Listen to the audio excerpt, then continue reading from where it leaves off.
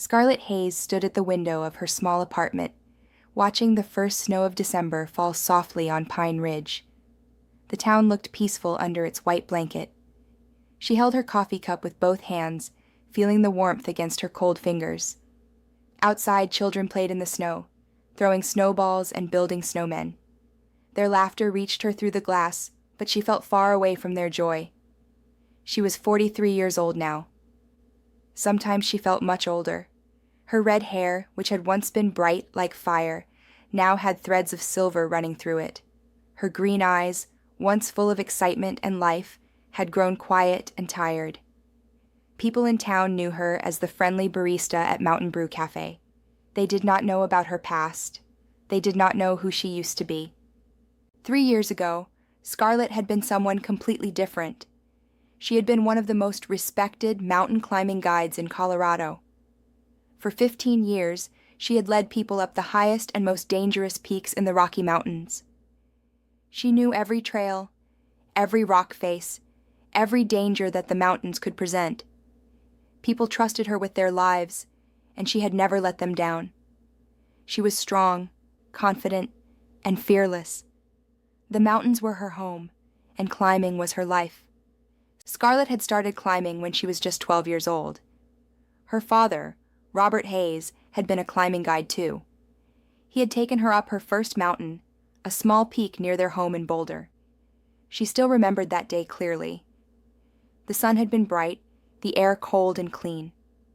When they reached the top, her father had put his hand on her shoulder and said, "The mountains teach us who we really are, Scarlett. They show us our strength and our limits. Respect them, and they will give you the greatest gift of all, freedom." Those words had stayed with her all her life. She had fallen in love with climbing that day. The feeling of pulling herself up a rock face, the wind in her hair, the world spreading out below her, nothing else compared to it. She had trained hard, learning everything she could about climbing, safety, and mountain rescue. By the time she was 25, she had her own guiding company, Summit Dreams. She had guided hundreds of climbers, from beginners to experts, up mountains across Colorado and beyond. Her apartment in Pine Ridge was small but comfortable. It had one bedroom, a tiny kitchen, and a living room with that big window overlooking Main Street.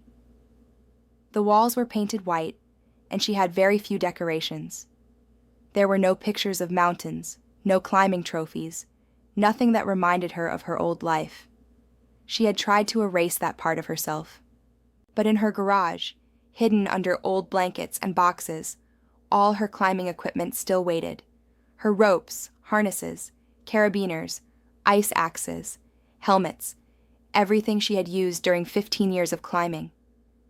She never went into the garage anymore. She could not bear to see those things. They reminded her of what she had lost, and of the terrible mistake she thought she had made. Scarlett finished her coffee and looked at the clock. It was 6 in the morning. She needed to go to work soon. Mountain Brew Cafe opened at 7, and she was always the first one there. She liked the quiet morning time before customers arrived, when she could prepare everything in peace. She put on her warm coat, her boots, and her red scarf. The scarf had been a gift from her friend Lisa, who owned the cafe. Lisa was one of the few people in Pine Ridge who knew about Scarlett's past, though even Lisa did not know all the details. Lisa had given her the job at the cafe when Scarlett had first arrived in town 3 years ago, lost and broken. She had not asked many questions. She had just offered help, and Scarlett had been grateful for that. The walk to the cafe took 10 minutes. Pine Ridge was a small town with a population of about 3,000 people. It sat in a valley surrounded by mountains, about 2 hours from Denver. The town had one main street with small shops, 2 restaurants, a post office, a school, and of course, Mountain Brew Cafe. Most people in Pine Ridge worked in the nearby ski resort or in the timber industry.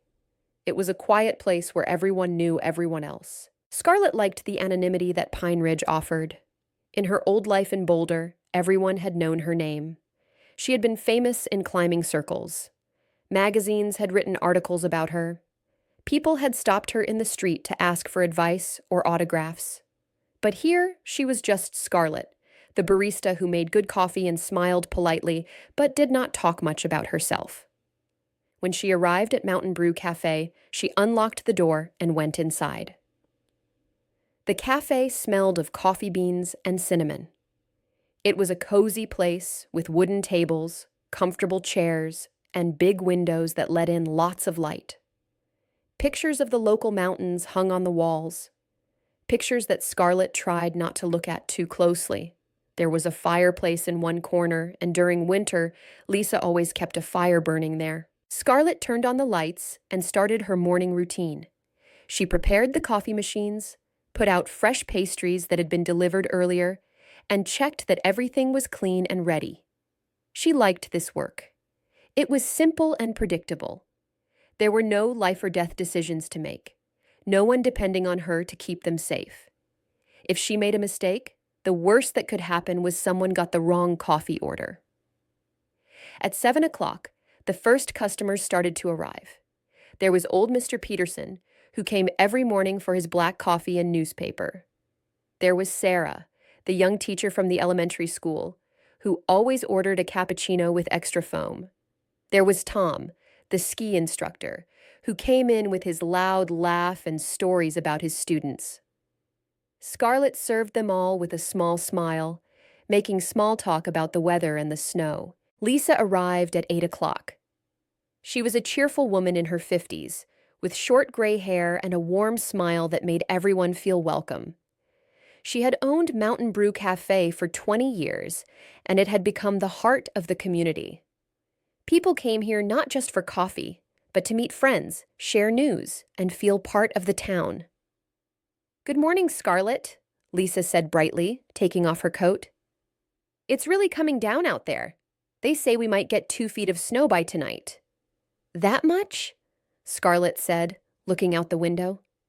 The snow was indeed falling faster now, the flakes thick and heavy. "Yes, the Weather Service issued a winter storm warning. People should stay home if they can." Lisa went behind the counter and started helping Scarlett with the customers. The morning passed quickly. The cafe was busier than usual because of the snow. People wanted hot drinks before heading out into the cold. Scarlett worked steadily, making coffee after coffee, her hands moving automatically. This was her life now, safe, simple, and small. But sometimes when she looked out at the mountains surrounding the town, something stirred inside her. A memory of what it felt like to climb, to be up there in the thin air with the world below. A memory of feeling truly alive. But then she would remember Marcus, and the feeling would die, replaced by the familiar weight of guilt and sadness. At noon, the cafe was quieter. Most people had gone home or to work. Scarlett was cleaning tables when the door opened and a cold wind blew in. A young couple entered, stamping snow from their boots. They looked to be in their early 30s, both dressed in expensive outdoor clothing. The man was tall with dark hair, and the woman was petite with blonde hair in a ponytail. "Thank goodness you're open," the woman said, coming to the counter. "We were starting to freeze out there." "What can I get you?" Scarlett asked. "2 hot chocolates, please," the man said. "And do you have any sandwiches?" "We have turkey and cheese or vegetarian," Lisa said, appearing from the back room. "2 turkey, please," the woman said. They sat down at a table by the window. While Scarlett prepared their order, she heard them talking excitedly about climbing. Her hands paused for a moment, then continued working. "I can't believe we're actually going to do it," the woman was saying. "Eagles Canyon!" "I've wanted to climb there for years." "Tomorrow should be perfect," the man replied. "The storm will have passed by then, and the views will be amazing after fresh snow." Scarlett brought their order to the table. The man looked up at her and smiled. "Thank you." "Hey, do you know much about Eagles Canyon?" "We're planning to climb there tomorrow," Eagles Canyon. Scarlett knew it well. It was about 15 miles from Pine Ridge, a beautiful but challenging climbing area. The canyon walls rose nearly 1,000 feet, with several technical routes that required skill and experience. "I know of it," Scarlett said carefully. "Are you experienced climbers?"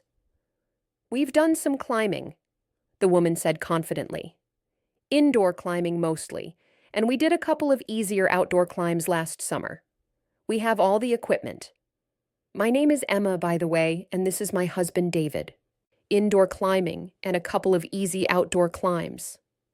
Scarlett felt a familiar concern rising in her chest. Eagles Canyon was not for beginners. Even the easiest routes there required real experience, and after a major snowstorm, it would be even more dangerous. The rocks would be slippery with ice, visibility could be poor, and the temperature would be far below freezing. But it was not her business anymore. She was not a guide. She did not give climbing advice. She had left that world behind. "Be careful," was all she said. "The weather can change quickly in the mountains." "Oh, we will," David said cheerfully. "We've been planning this for months. We have a great guidebook, and we've studied the routes online." A guidebook and online research. Scarlett bit her tongue. She wanted to tell them that books and videos could not teach you what experience could. They could not teach you how to read the mountain, how to know when conditions were too dangerous, how to make split-second decisions that could save your life. But she said nothing. She just nodded and walked back to the counter. Lisa had been listening. When Scarlett returned, Lisa said quietly, "You should tell them. They're going to get themselves hurt." "It's not my place," Scarlett said, wiping down the espresso machine harder than necessary. "Scarlett, you know those mountains better than anyone. If you think it's dangerous—" "I don't do that anymore, Lisa. You know that." Lisa sighed but said nothing more. They had had this conversation before. Lisa worried about Scarlett, worried that she had closed herself off too much, that she had let one tragedy define the rest of her life.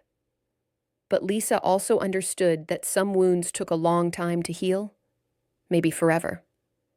Emma and David finished their hot chocolates and left, waving goodbye cheerfully. Through the window, Scarlett watched them walk down the street, laughing together, excited about their adventure. She felt a knot of worry in her stomach, but she pushed it away. They were adults. They had to make their own decisions. It was not her responsibility to save everyone. The afternoon continued. The snow kept falling, thick and heavy. By 3 o'clock, there were nearly 6 inches on the ground, and it showed no sign of stopping.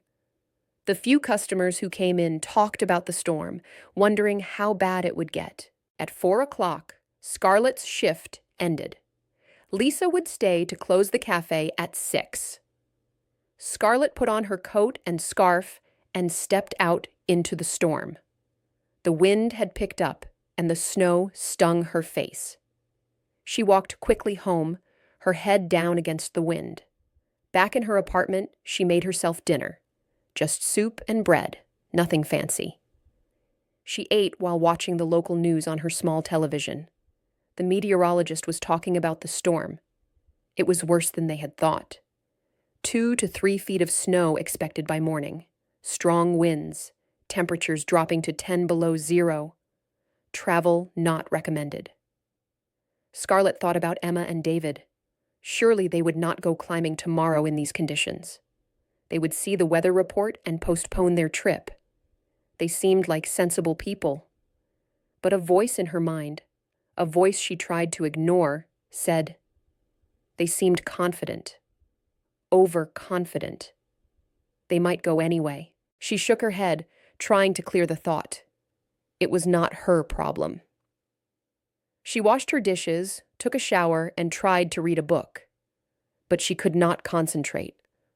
Her mind kept drifting to Eagles Canyon, to the image of two inexperienced climbers attempting those routes in dangerous conditions. Finally, she gave up trying to read and went to bed early.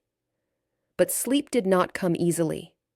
The wind howled outside, rattling her windows. The snow continued to fall. And in her mind, memories she had tried to bury began to surface. She remembered Marcus. His face was as clear in her mind as if she had seen him yesterday, though it had been 3 years since his death. Marcus Chen had been 28 years old, one of the most talented young climbers Scarlett had ever trained. He had been part of her advanced team, the group she took on the most challenging climbs. 3 years ago, in November, they had been attempting a first ascent of a new route on Thunder Peak, one of the most dangerous mountains in Colorado.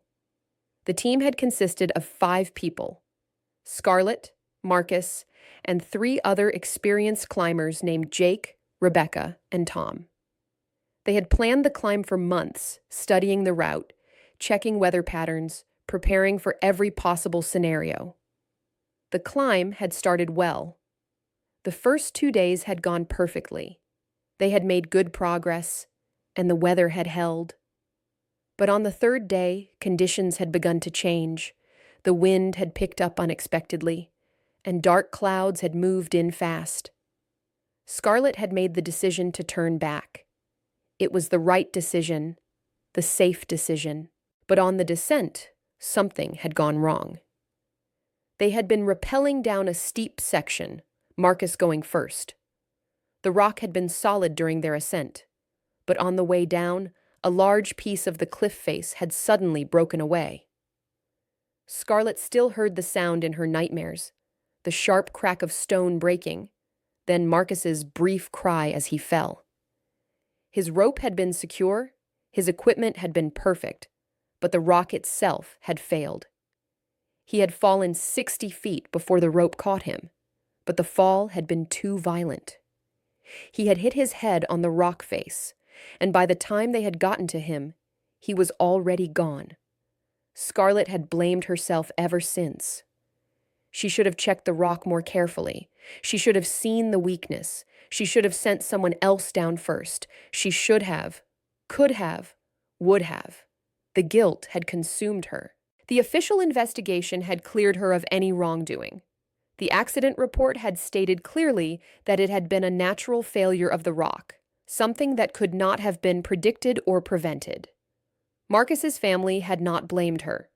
They had even come to her and told her it was not her fault, that Marcus had known the risks and had died doing what he loved. But Scarlett could not forgive herself. She had been the leader. Marcus had trusted her to keep him safe, and she had failed. After his death, she had closed her guiding company. She had sold most of her equipment. She had left Boulder, left all her friends and the climbing community, and had come to Pine Ridge to hide. For 3 years, she had not climbed. She had not even gone hiking in the mountains around Pine Ridge.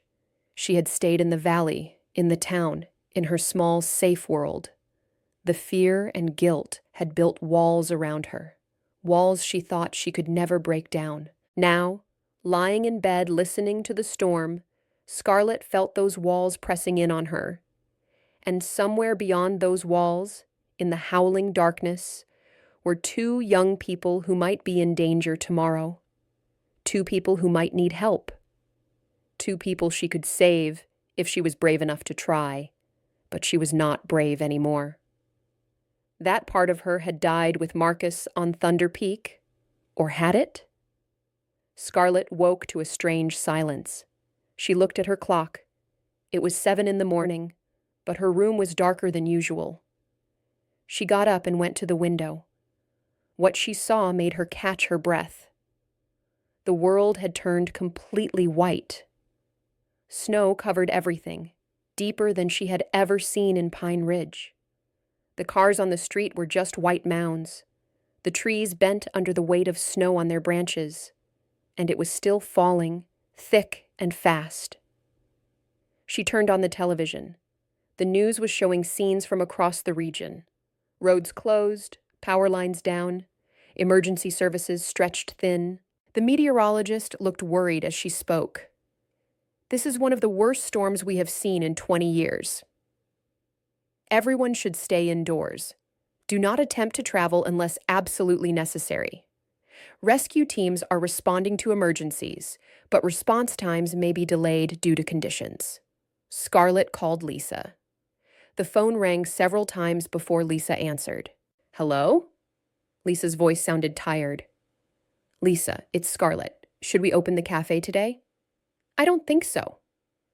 I can barely see across my yard. The roads haven't been plowed yet. Let's stay closed today. Everyone should stay home anyway. Okay, stay safe. You too, Scarlett.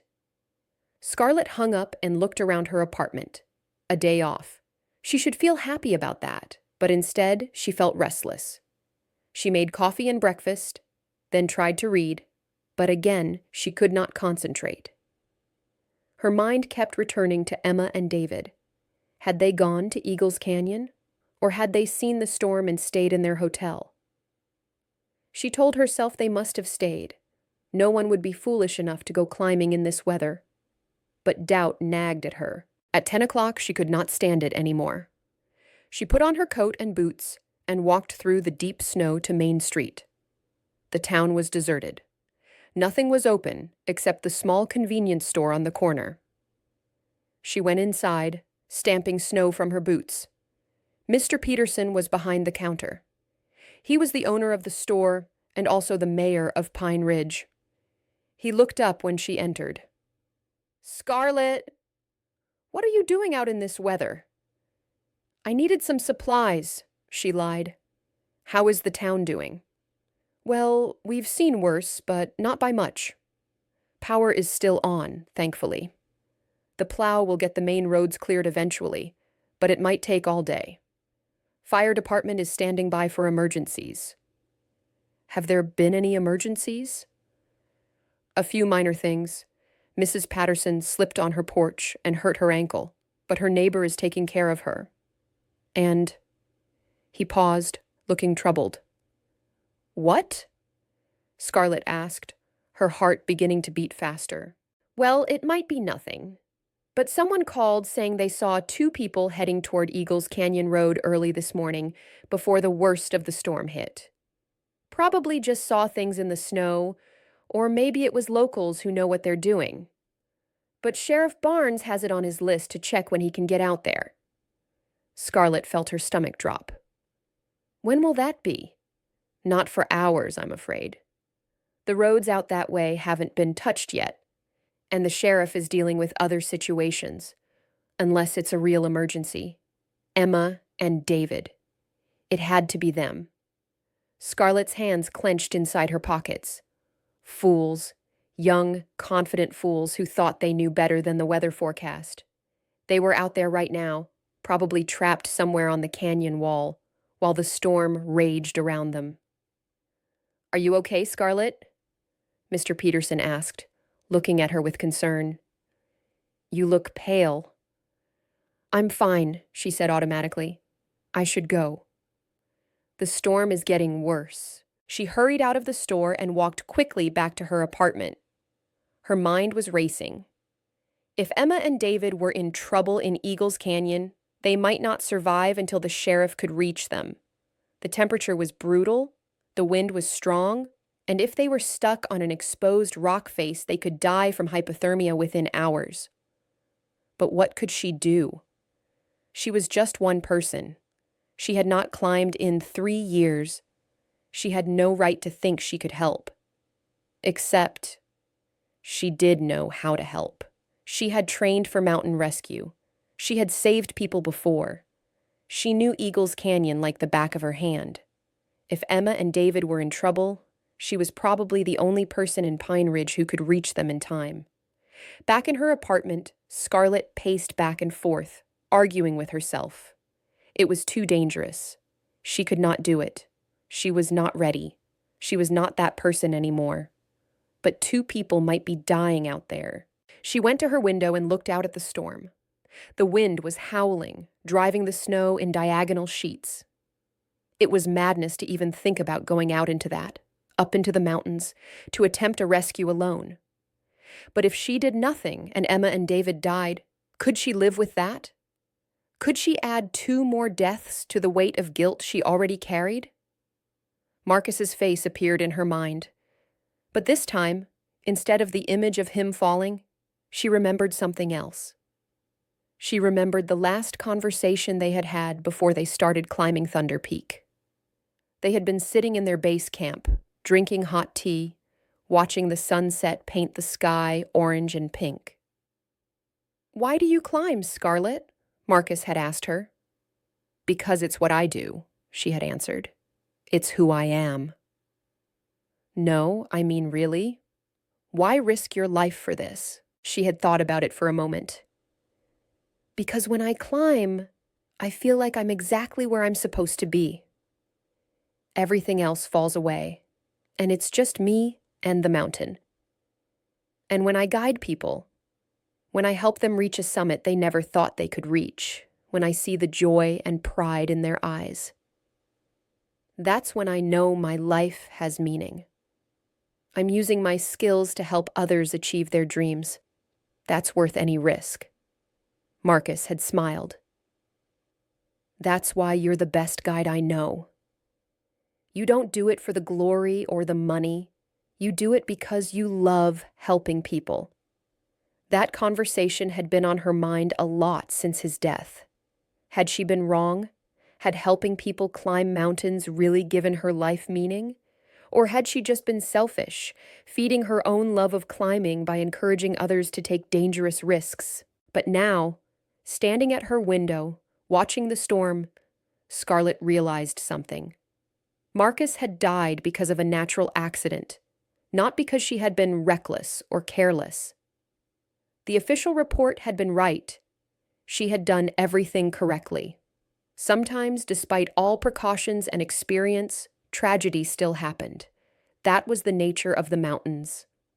Marcus had known that risk and had accepted it.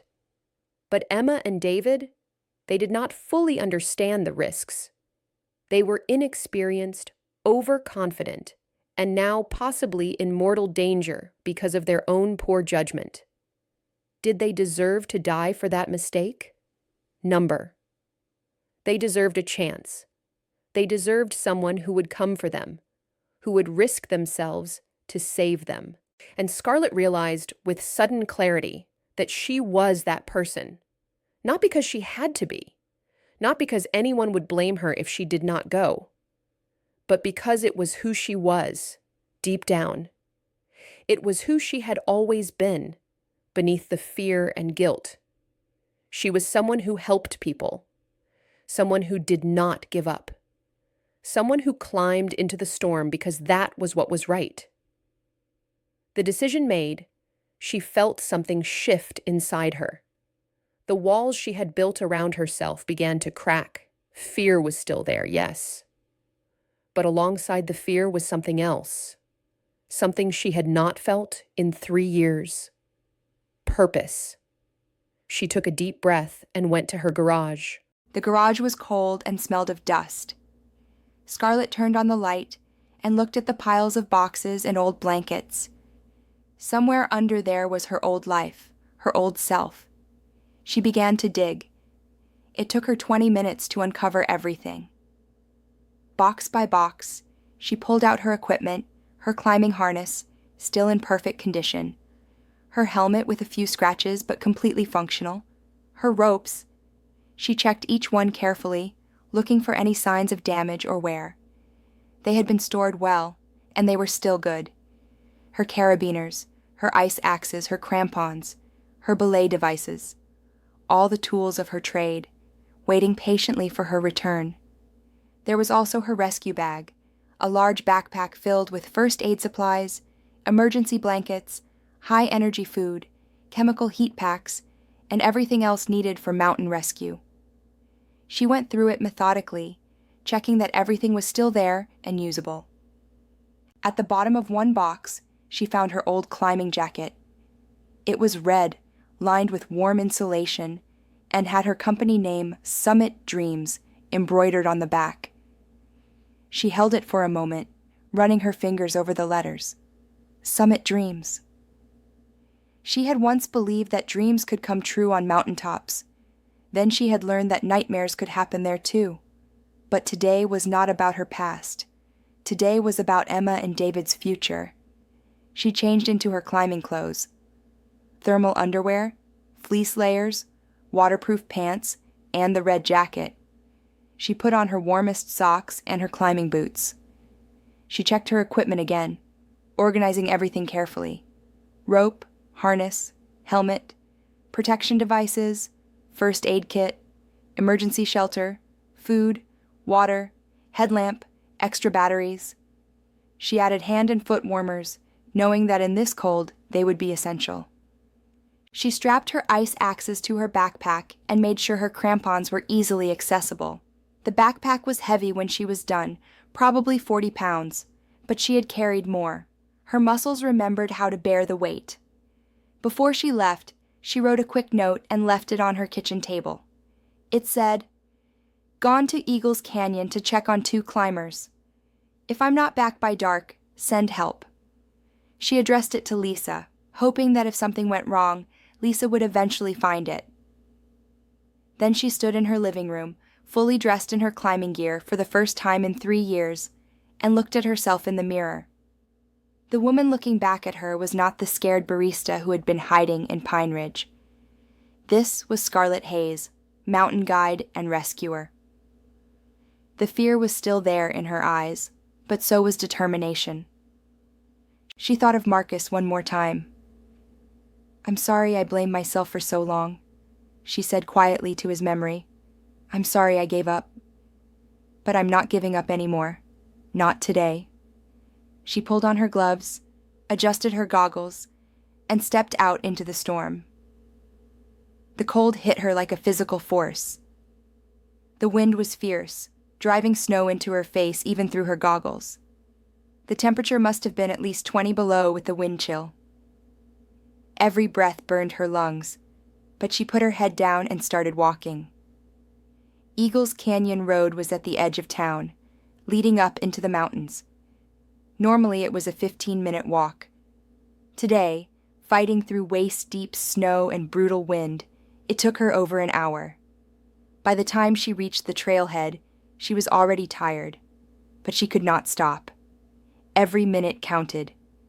The trail into the canyon was invisible under the snow.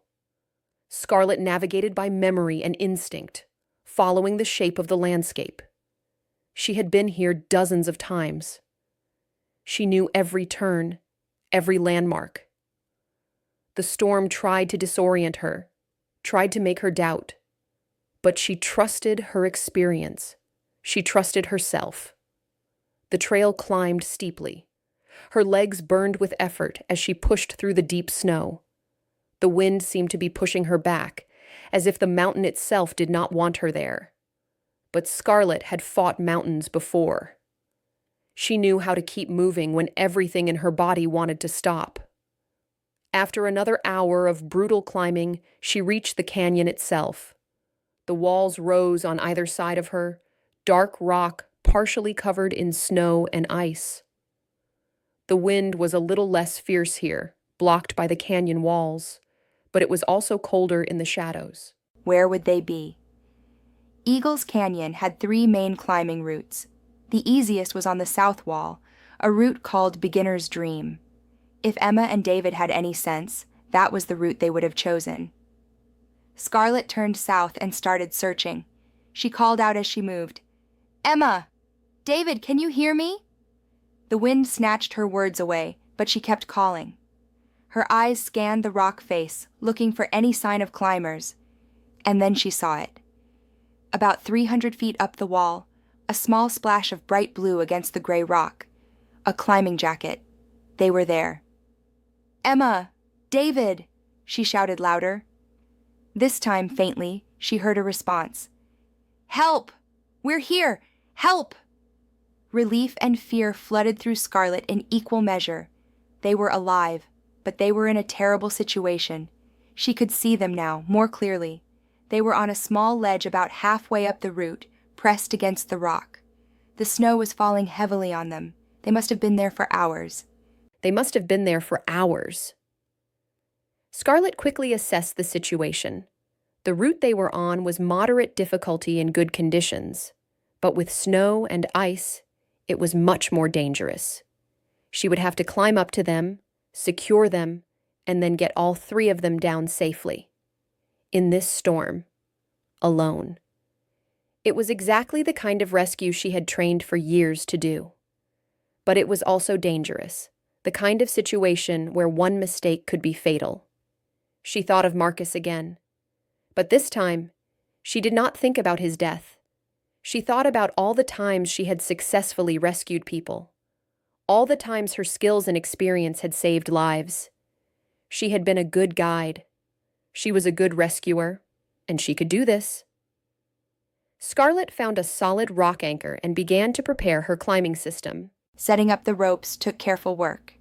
Scarlett's fingers were already numb despite her gloves, and everything took longer in the cold. But she forced herself to be methodical.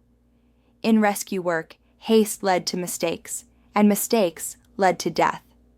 She established a good anchor point using 3 separate pieces of protection. She tested each one, pulling hard to make sure they would hold. Only when she was completely certain they were solid did she attach her rope. She would climb with a self-belay system, which would catch her if she fell, but allowed her to move faster than if she had someone belaying from the ground. Before she started climbing, she looked up at Emma and David again. They were still on their ledge, not moving much. That worried her. If they were not moving, they might already be experiencing hypothermia. She needed to hurry, but safely. "I'm coming up," she shouted. "Stay where you are. Don't try to move." She heard a faint response that might have been acknowledgement. Scarlett began to climb. The rock was cold under her hands, even through her gloves. The snow made everything slippery, and ice filled many of the natural handholds.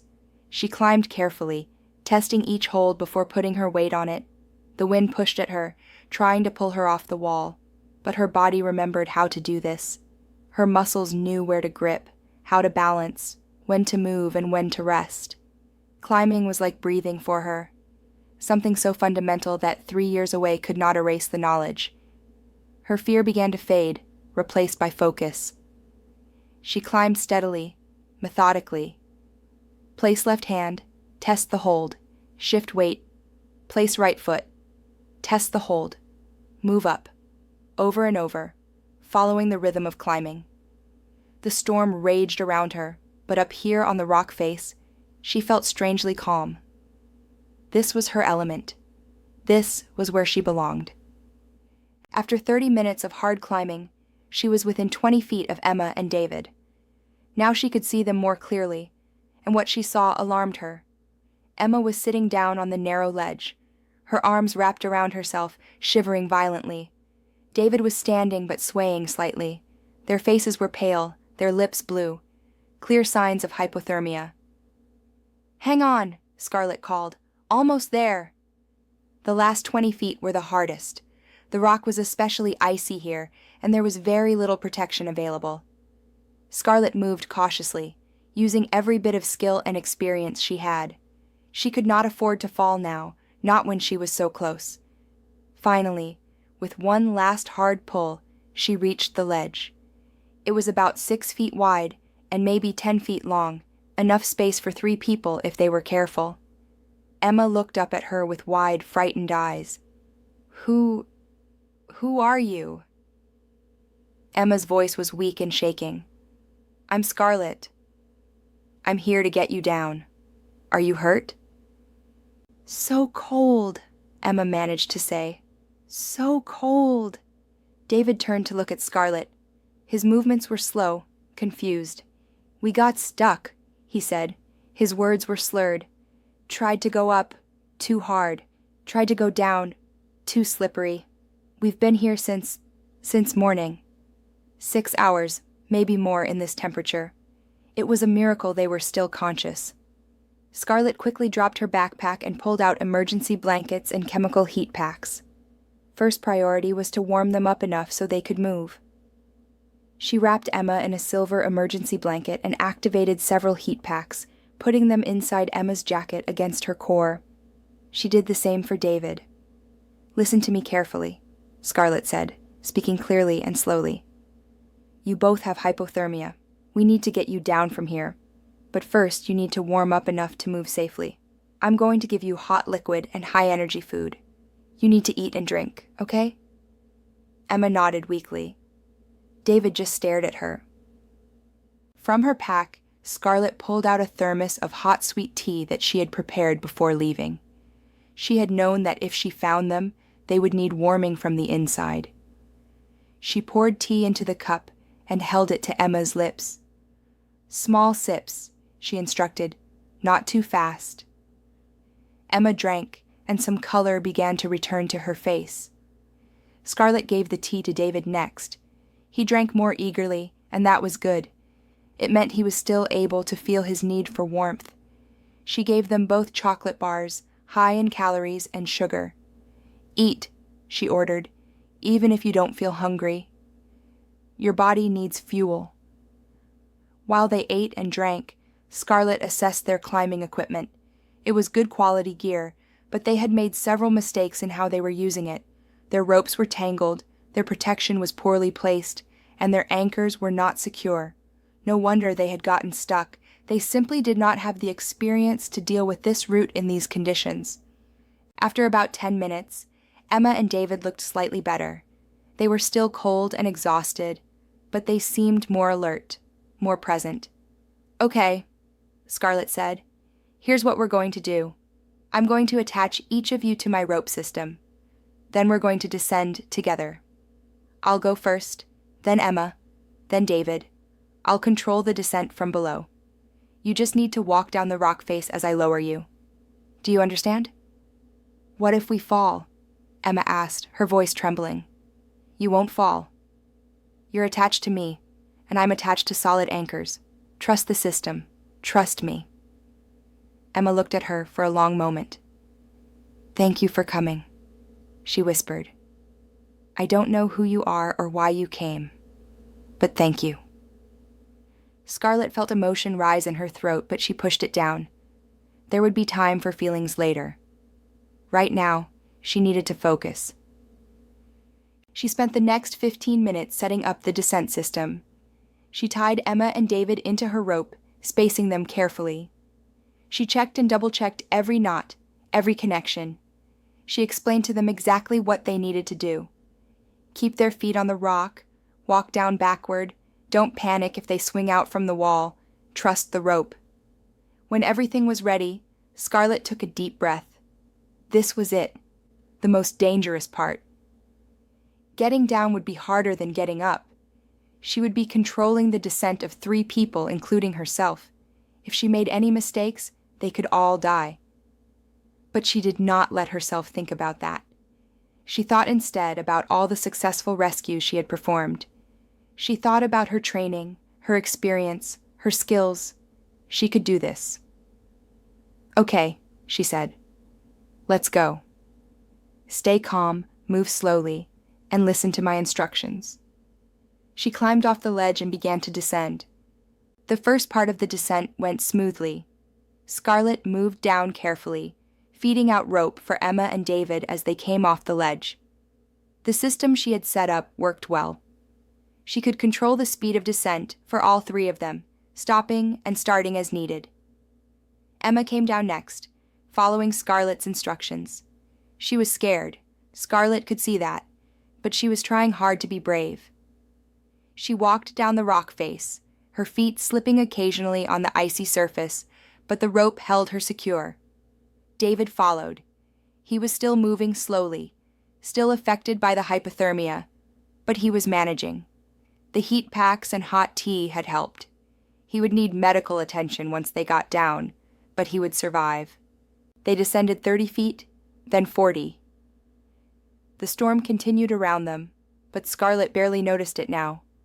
All her attention was on the climb, on keeping everyone safe. She checked every anchor, adjusted the rope tension constantly, gave clear instructions to Emma and David. But then, about halfway down the wall, something went wrong. David's foot slipped on an icy patch of rock. He lost his balance and swung out from the wall. The rope caught him, but the sudden jerk created a pendulum effect. He swung to the side, hit the rock hard with his shoulder, and cried out in pain. "David!" Emma screamed from above. "It's okay," Scarlett called. "David, are you hurt?" "My shoulder," David gasped. "Hit the rock." "Can you move your arm?" David tried and winced. "Yes, but it hurts. A lot. Probably not broken then, but definitely injured." Scarlett quickly calculated their options. They could not stay on the wall. They needed to keep moving down. But David's injury meant he would have more difficulty controlling his descent. "David, listen to me. I'm going to lower you more slowly. Don't try to walk down anymore. Just let me control the rope. Keep your feet lightly on the rock for balance, but I'll do the work. Can you do that?" "I think so." "Emma, you're doing great. Keep coming down just like you are. We're going to be fine." Scarlett adjusted the system, taking more of David's weight on the rope. It made the descent slower and put more strain on her, but it was the safest way. They continued down, foot by foot. Scarlett's arms were burning with effort now. Controlling the descent of two people while also managing her own was exhausting. The cold was seeping into her body despite her layers of clothing. Her fingers were numb, making it hard to maintain her grip on the rope. But she did not stop. She could not stop. She thought about Marcus again, but this time the memory gave her strength. Marcus would be proud of her right now. He would tell her to keep going, to save these people, to be the guide and rescuer she had always been. They were 3/4 of the way down now, only about 70 feet to go. Scarlett could see the ground below, see the deep snow waiting for them. So close. They were going to make it, but the mountain was not done with them yet. Without warning, there was a sharp crack above them. Scarlett looked up just in time to see a large section of ice break loose from the rock face. It was falling straight toward them. "Ice!" she screamed. "Against the wall!" Now. She pressed herself flat against the rock. Above her, she heard Emma and David doing the same. The chunk of ice fell past them, missing Emma by inches. It hit the rock below and exploded into fragments. Scarlett's heart was pounding. That had been close. Too close. If that ice had hit any of them, it could have caused serious injury or even killed them. "Is everyone okay?" she called. "Yes," Emma said, her voice shaking. "Okay," David managed. "We need to move faster. There might be more ice falling. Emma, David, I'm going to lower you both more quickly now. Just hold on and trust the rope." Scarlett increased their speed of descent. It was riskier, but staying on the wall was more dangerous now. The storm was shaking more ice loose from the rock above them. She could hear pieces falling, shattering on the ground below. Faster, faster. Her arms screamed with pain. The rope was cutting into her hands even through her gloves. Her legs trembled with exhaustion. But she kept going. She was so close. They were all so close. And then, finally, miraculously, her feet touched the ground. The relief was overwhelming. She was down. But Emma and David were still on the wall, still depending on her. "Almost there," she called to them. 30 more feet." She braced herself at the bottom, maintaining tension on the rope. Emma came down next, and when her feet touched the snow, she collapsed, sobbing with relief. Scarlett helped her move away from the base of the cliff. "David, last one, come on!" David descended the last section, and when he reached the ground, he too collapsed. Scarlett immediately checked them both. They were exhausted, cold, and David's shoulder was definitely injured, but they were alive. They were down. They were safe. For a moment, Scarlett just stood there in the storm, breathing hard, letting the reality sink in. She had done it. She had climbed up that wall, reached 2 stranded climbers, and brought them down safely. Something she had not been sure she could ever do again. Something she had been too afraid to even try. but she had tried, and she had succeeded. There was no time for celebration, though. They were at the base of Eagle's Canyon, but they were still miles from town, and the storm was not getting any better. They needed to keep moving. Scarlett helped Emma and David to their feet. She gave them more heat packs and made them drink more hot tea. She wrapped them in her emergency blankets as much as possible while still allowing them to walk. "We need to get back to town," she said.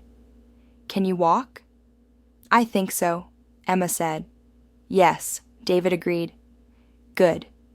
Stay close to me. Don't get separated. If you fall behind or feel like you can't go on, tell me immediately. We move together." Scarlett led them away from the canyon, following her tracks back the way she had come. The tracks were already filling in with new snow, but they were still visible. She set a steady pace, not too fast, but fast enough to keep their bodies generating heat. The return journey was grueling. Emma and David were at the end of their strength. Several times they wanted to stop and rest, but Scarlett knew that stopping in this cold could be fatal.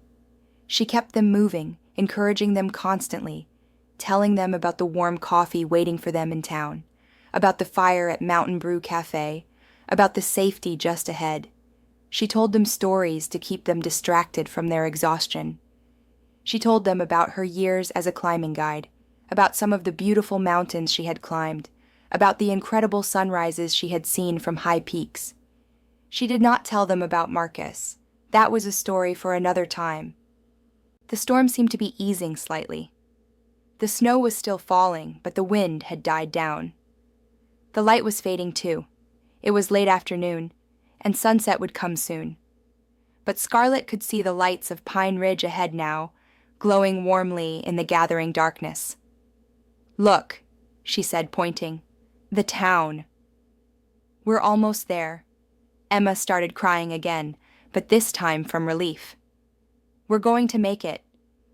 "Yes," Scarlett said firmly. "We're going to make it."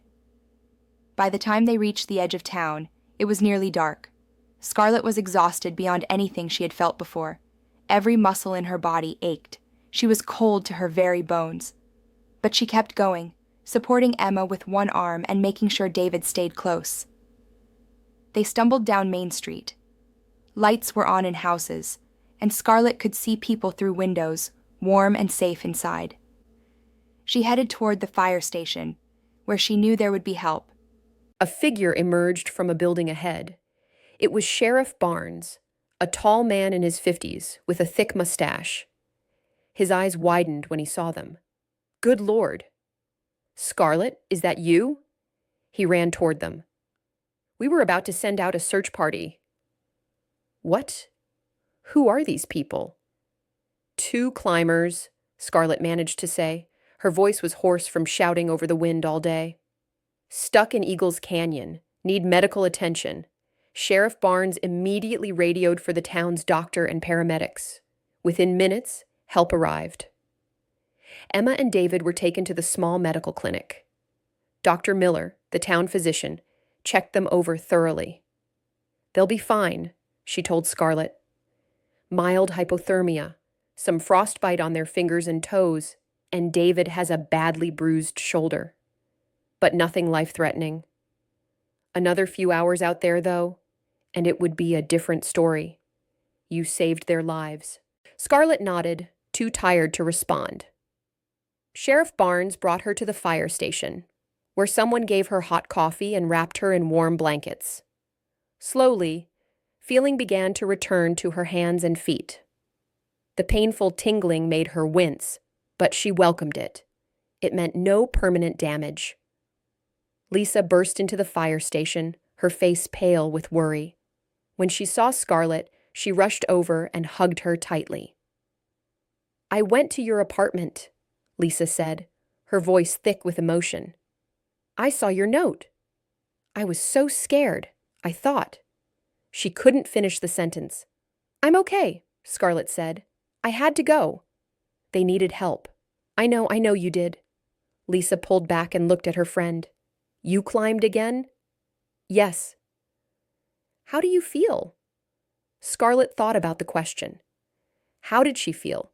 exhausted, certainly, cold, sore. But underneath all that, there was something else, something warm and light that she had not felt in 3 years. "I feel alive," she said quietly. Over the next hour, the story spread through Pine Ridge. People came to the fire station to see Scarlett, to thank her, to tell her she was a hero. Scarlett felt uncomfortable with the attention. She had not done it to be a hero. She had done it because it was right, because those two people needed help, and because she was the one who could provide it. Emma and David were released from the clinic late that evening. Their families had been contacted, and arrangements were being made to get them home once the roads were clear. But before they left the clinic, they asked to see Scarlett. She went to them, feeling awkward. They were sitting in the waiting room, wrapped in blankets, drinking hot chocolate. When they saw her, Emma started crying again. "I don't know how to thank you," Emma said. "You risked your life for us. For two stupid people who didn't listen to the weather warnings, who thought they knew better. We're so sorry," David added. "We were so foolish. We could have gotten ourselves killed. We could have gotten you killed." Scarlett sat down across from them. "Yes, you made mistakes," she said gently. "You were overconfident and underprepared. But everyone makes mistakes. The important thing is that you learn from them." "We will," Emma promised. "We're never going climbing again without proper training and respect for the conditions." "Good." Scarlett smiled slightly. "The mountains are beautiful, but they're also dangerous. Respect them, prepare properly, and they'll give you incredible experiences, but never underestimate them." "Why did you come for us?" David asked. "How did you even know we were there?" Scarlett considered the question. "I saw you in the cafe yesterday. I heard you talking about Eagles Canyon. When the storm hit, I worried you might have gone anyway. As for why I came, because someone had to, and I had the skills to help. But you risked your life. You didn't have to do that for strangers." "Maybe not," Scarlett agreed. "But that's what people do. We help each other, especially in the mountains. There's an old saying among climbers, we may climb alone, but we survive together. If we don't help each other, if we don't take risks for each other, then what kind of community do we have?" Emma reached out and took Scarlett's hand. "Thank you," she said simply. "Thank you for being the kind of person who helps. Thank you for being brave when we needed bravery. Thank you for giving us a second chance." Scarlett squeezed her hand. "You're welcome. Use this second chance well." Later that night, back in her apartment, Scarlett stood in front of her mirror again. She looked different than she had that morning. Her face was raw from the cold and wind. Her hands were bandaged where the ropes had cut through her gloves. Her hair was a tangled mess. But her eyes were different. The deadness was gone. There was life in them again. Light. She thought about Marcus. For the first time since his death, the memory did not bring crushing guilt. Instead, she felt a bittersweet sadness mixed with gratitude. Marcus had died, and that was tragic. But his death had not been her fault. She had done everything right. Sometimes, despite all skill and care, people died in the mountains. That was the risk everyone accepted when they chose to climb. But Marcus's death did not have to define the rest of her life. She could honor his memory not by hiding from the world, but by continuing to do what she loved, helping people, using her skills to make a difference. She looked at the red climbing jacket hanging on her chair, the Summit Dreams logo visible. Summit Dreams. Maybe it was time to dream again. Not about rebuilding her guiding company. That part of her life was over. But about finding new ways to use her skills. About being active in the community. About not hiding anymore. Scarlett was exhausted, but it was a good exhaustion. The exhaustion of someone who had pushed themselves to their limits and succeeded. She climbed into bed and, for the first time in 3 years, fell immediately into a deep, peaceful sleep. No nightmares. Just rest. Part 8. New Beginnings. The storm cleared overnight. Scarlett woke late the next morning to brilliant sunshine reflecting off the fresh snow. The world outside her window sparkled, transformed by the storm into a winter wonderland. The town was digging out, but spirits were high. Everyone had survived, and there was a sense of community accomplishment. When Scarlett arrived at Mountain Brew Café that afternoon, the cafe had opened late, after the main streets were plowed. She found it packed with people. Everyone wanted to talk about the rescue. Scarlett tried to deflect the attention, but Lisa would have none of it. "You're a hero," Lisa said firmly. "Accept it. You saved 2 lives yesterday." "I just did what needed to be done." "Yes, and most people wouldn't have been able to do it." "You have a special skill, Scarlett, and yesterday you used it to save people. That matters." As the day went on, Scarlett found herself telling the story over and over. With each telling, she noticed something interesting. The fear that had gripped her for 3 years was loosening its hold. She talked about climbing, about the rescue, about being on the mountain, and it did not hurt. Instead, she felt proud. She had faced her greatest fear, climbing again, being responsible for lives again, and she had not failed. She had succeeded. The local newspaper wanted to interview her. The story ran on the front page the next day with a headline that read, "Local barista's hidden past saves lives. Former climbing guide performs daring rescue." The article told the whole story, including Scarlett's past as a professional guide and the tragedy on Thunder Peak that had ended her career. Scarlett had been reluctant to share that part, but the journalist, a young woman named Rachel, had convinced her that it was important. "People need to know that heroes aren't fearless," Rachel had said. "They're people who are afraid but do the right thing anyway. Your story will inspire others who are struggling with their own traumas and fears."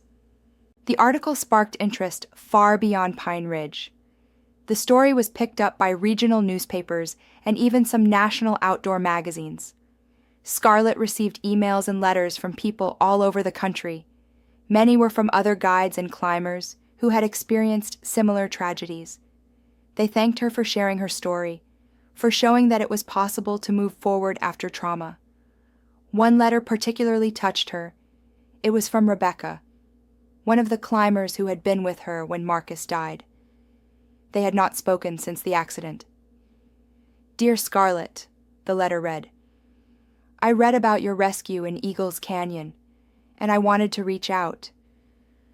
I've thought about you so many times over the past 3 years, wondering how you were doing, wanting to contact you but not knowing if you wanted to hear from me. I want you to know that none of us ever blamed you for what happened to Marcus. It was a terrible accident, but it was not your fault. You were the best guide any of us ever had. You always put safety first. Marcus knew the risks, and he accepted them because he loved climbing, and he trusted you. What happened to you in Eagles Canyon doesn't surprise me at all. You were always the person who would risk everything to help others. That's who you are. I hope you're beginning to forgive yourself, because there was never anything to forgive. If you ever want to talk, please call me. I'd love to reconnect." With love and respect, Rebecca. Scarlett read the letter 3 times, tears streaming down her face. Rebecca was right. Her other teammates had told her the same thing after the accident, but she had not been able to hear it then. Now, finally, she was ready to accept it. Marcus's death had not been her fault. She had been a good guide. She could be again, not in the same way, but in new ways. Over the next few weeks, as winter deepened in Pine Ridge, Scarlett began to think about her future. She loved working at the cafe. She would always be grateful to Lisa for giving her a safe place to heal. But she knew now that she wanted more. She wanted to use her skills again, to make a real difference. One evening, she was having dinner with Lisa when she brought up her idea. "I want to start a mountain safety program," Scarlett said. teaching people in Pine Ridge about safe climbing, winter survival, avalanche awareness. We have all these tourists who come to the area for outdoor recreation, but many of them don't have proper training. They take unnecessary risks, like Emma and David did. Lisa's eyes lit up. That's a wonderful idea. The town would definitely support it. After what happened with the storm, everyone's talking about how we need better safety education. I could also offer to train a volunteer mountain rescue team. Right now, we rely on the county rescue service, but they're hours away. If we had a trained local team, we could respond faster in emergencies. Scarlett, this is perfect. It's exactly what this community needs. And it's what you need too. Scarlett nodded. I've been hiding for 3 years. I thought if I stopped climbing, stopped guiding, I could keep everyone safe. But that's not how it works. People are going to take risks whether I'm there or not. I can't prevent all accidents, but I can prepare people to be safer. I can teach them to make better decisions, and I can be there to help when things go wrong. You've found your purpose again. Yes, Scarlett said, and she felt the truth of it in her bones. I think I have. She presented her proposal to the town council the following week. Standing before them in the small town hall, Scarlett outlined her plans. She would offer free monthly workshops on mountain safety. She would create a volunteer mountain rescue team and provide them with training. She would work with the local school to teach wilderness safety to students. All of this would be free to the community, funded by small fees from tourists who wanted to take her courses. The council approved her proposal unanimously. Mayor Peterson, who also ran the convenience store, stood and applauded. This is exactly what Pine Ridge needs, he said. We've been lucky so far, but luck runs out. With Scarlett's expertise, we can be prepared instead of lucky. Scarlett left the meeting feeling lighter than she had in years. She had a purpose again. She had a path forward. She was not trying to be who she was before. That person was gone, changed by tragedy and time. But she was becoming someone new, someone who had learned from pain and chose to move forward anyway. Spring came to Pine Ridge, melting the snow and bringing new life to the valley. Scarlett's mountain safety program launched in April with a basic course on hiking safety. 20 people showed up, more than she had expected. They ranged from teenagers to retirees, all eager to learn. Scarlett discovered that she loved teaching. It was different from guiding. As a guide, she had been focused on specific climbs, on getting people to specific summits. But as a teacher, she was giving people something more lasting, knowledge and skills they could use for a lifetime. She was empowering them to make their own safe decisions in the mountains. Her classes covered everything: how to read weather patterns, how to choose appropriate routes, what equipment was essential, how to recognize signs of hypothermia and altitude sickness, basic first aid, how to signal for help in emergencies. She combined classroom learning with practical outdoor sessions. She took her students into the surrounding hills, teaching them navigation, showing them how to set up safe campsites, demonstrating proper techniques for crossing streams and traversing steep terrain. The students loved her teaching style. She was patient but firm, encouraging but realistic about dangers. She told stories from her years of experience, including some about mistakes she had made and what she had learned from them. She created an atmosphere where asking questions was encouraged and no one felt stupid for not knowing something.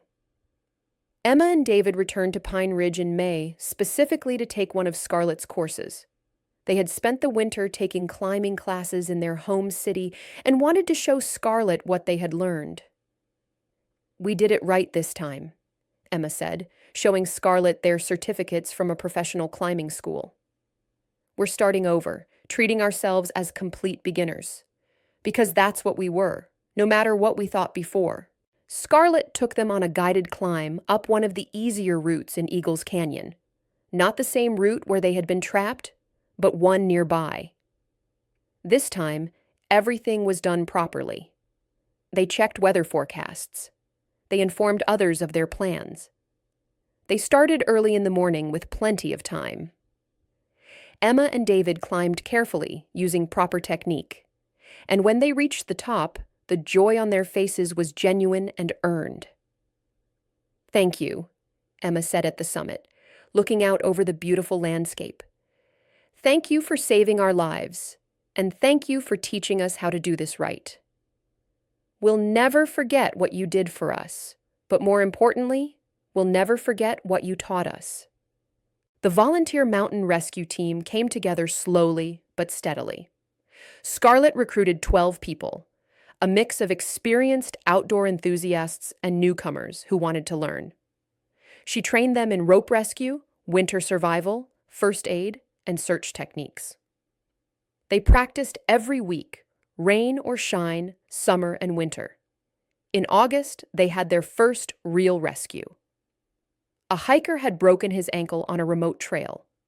The county rescue team was responding, but Scarlett's team got there first. They stabilized the hiker, made him comfortable, and prepared him for evacuation. By the time the county team arrived, most of the work was done. The county rescue coordinator was impressed and told Scarlett her team was one of the best prepared volunteer groups he had seen. Scarlett's program grew. By the end of the first year, she had taught over 200 people.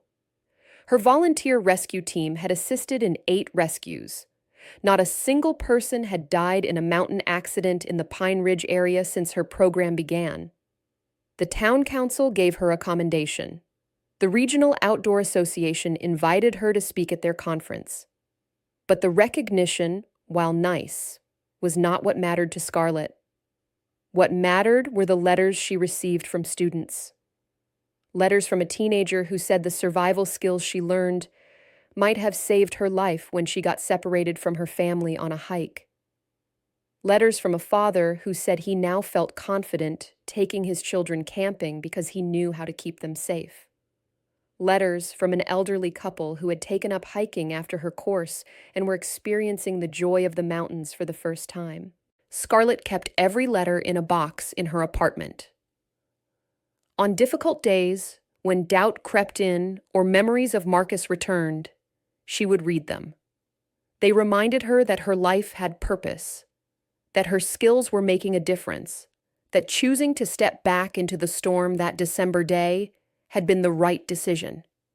It was November again, nearly a year since the rescue. Scarlett stood at the base of Eagles Canyon, looking up at the rock face where she had saved Emma and David. The leaves had all fallen from the trees, and there was a chill in the air that promised winter's return. She was not alone.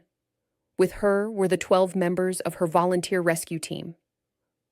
They were here for a training exercise, practicing advanced rescue techniques. But Scarlett had an additional purpose for this location.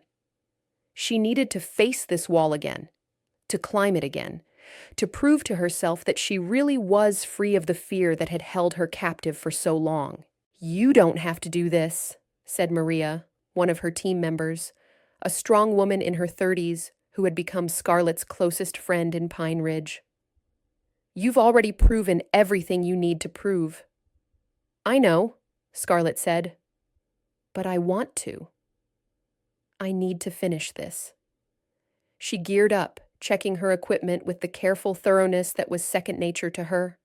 Her team members watched, ready to belay her, to support her. But this climb was hers alone. Scarlett started up the wall. The rock was cold but dry. Her hands found holds automatically. Her body moved with the grace and confidence of someone who had spent a lifetime climbing. Higher and higher she went, and with each move upward, she felt lighter. About halfway up, she reached the ledge where Emma and David had been trapped. She paused there, standing where they had stood, looking out at the view. From here, she could see all of Pine Ridge spread out below her. The town looked small but beautiful, tucked safely in its valley. The mountains surrounded it on all sides, powerful and eternal. Scarlett thought about the journey that had brought her to this moment. The years of climbing, the tragedy, the retreat into fear, the slow, painful process of healing, and finally the choice to step forward again into risk and purpose.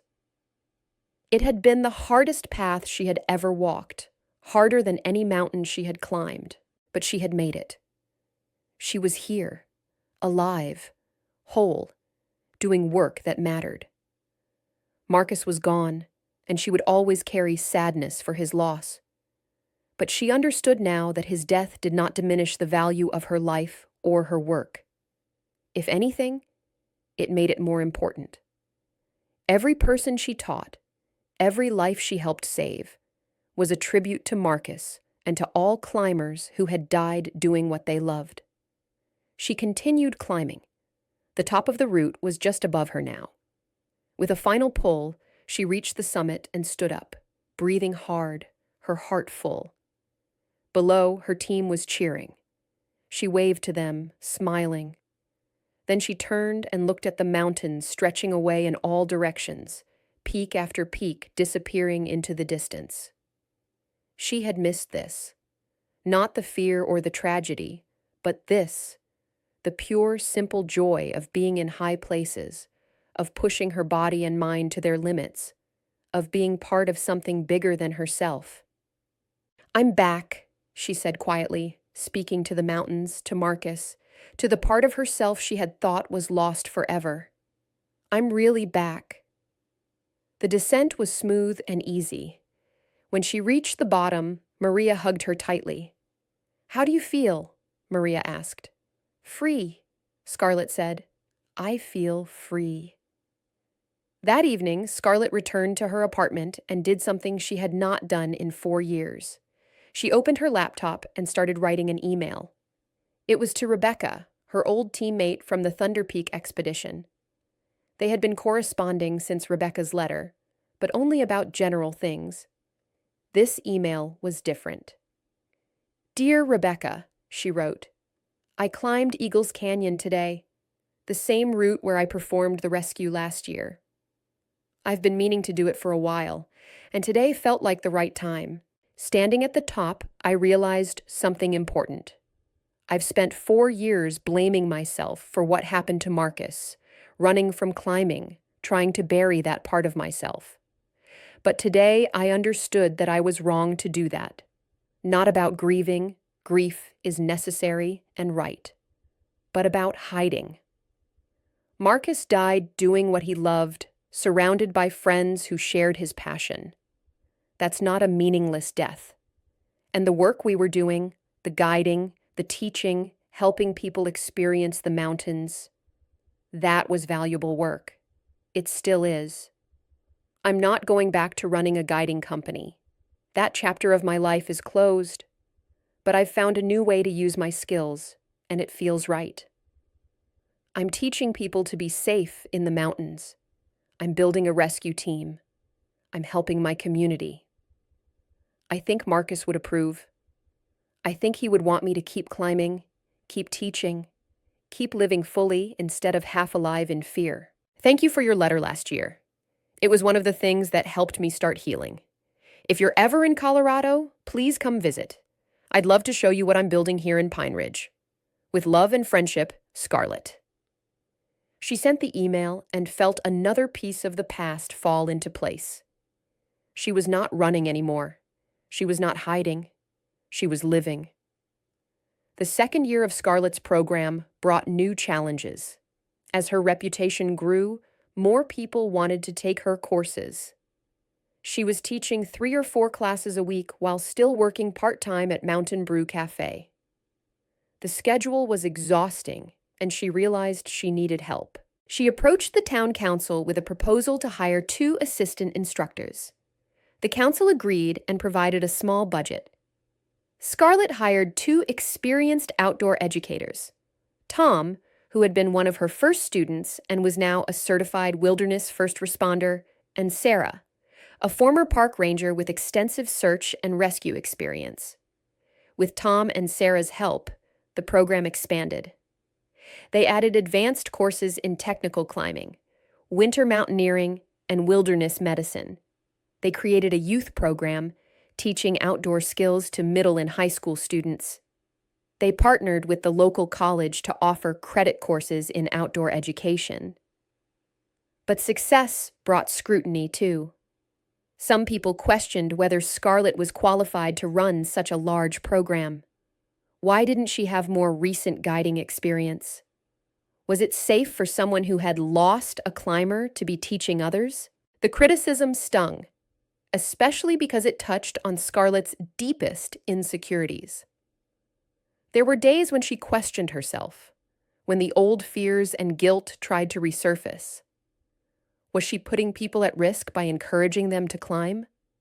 What if there was another accident? She talked about these fears with Dr. Chen, a therapist she had started seeing monthly. Dr. Chen helped her understand that some anxiety was normal and even healthy. It kept her careful and conscientious. But she did not need to let that anxiety paralyze her. "You're not responsible for preventing all accidents," Dr. Chen reminded her. "Mountains are inherently risky. People who choose to climb accept that risk. Your job is to give them the knowledge and skills to manage that risk as safely as possible. You're doing that extremely well." The controversy resolved itself in an unexpected way. A journalist from a national outdoor magazine came to Pine Ridge to write an article about Scarlett's program. The journalist, an experienced climber named Michael, spent a week observing Scarlett's classes, interviewing her students, and talking to members of the rescue team.